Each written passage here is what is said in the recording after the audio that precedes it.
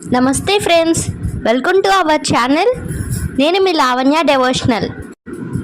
ఇవాళ మన కథ ఆశపోతు నక్క. కథని చివరి వరకు వినండి, నచ్చితే లైక్ చేయండి.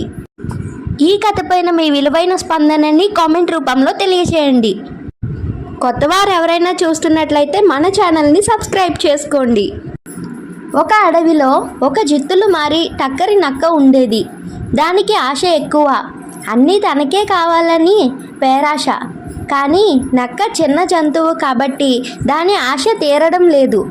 ఏ సింహమో పులో వేటాడి తినగా మిగిలిన జంతువుల మాంసం తిని జీవనం సాగిస్తుండేది. ఇలా ఉండగా ఒకనాడు ఒక వేటగాడు లేడిని చంపి దానిని భుజాన వేసుకొని వస్తున్నాడు.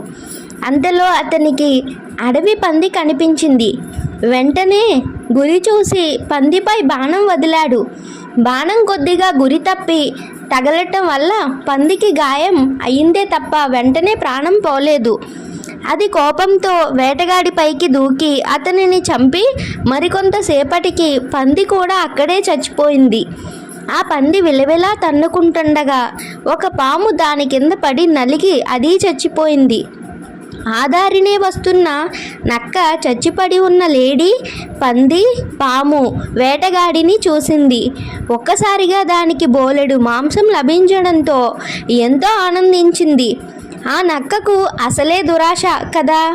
వేటగాడి పక్కనే పడి ఉన్న బాణంకు నరం బిగించి ఉంది. ఈ నాలుగింటి మాంసం తరువాత తాపీగా తినవచ్చు, ముందు ఈ నరంతో ఇప్పటికీ సరిపెట్టుకుందాం అని ఆ బాణానికి బిగించిన నరాన్ని కొరికింది.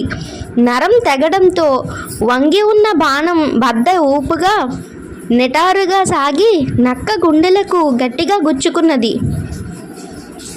నక్క అక్కడికక్కడే మరణించింది. ఈ కథలోని నీతి: దురాశ దుఃఖానికి చేటు. ఫ్రెండ్స్, ఈ కథ మీకు నచ్చినట్లయితే లైక్ చేయండి. ఇలాంటి మరిన్ని వీడియోస్ కోసం ప్లీజ్ డూ సబ్స్క్రైబ్.